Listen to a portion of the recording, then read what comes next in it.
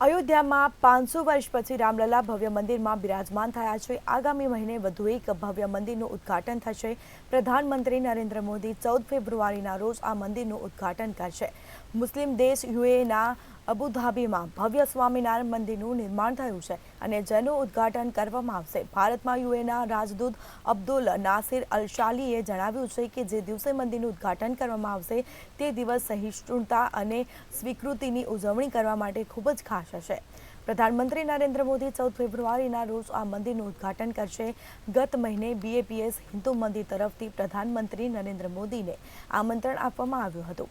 આ આમંત્રણ સ્વીકારવામાં આવ્યું છે। યુએના રાજદૂતે જણાવ્યું છે કે 13 ફેબ્રુઆરીના રોજ શેખ જાયદ સ્પોર્ટ્સ સિટી સ્ટેડિયમમાં ભવ્ય પ્રવાસ સભા થશે।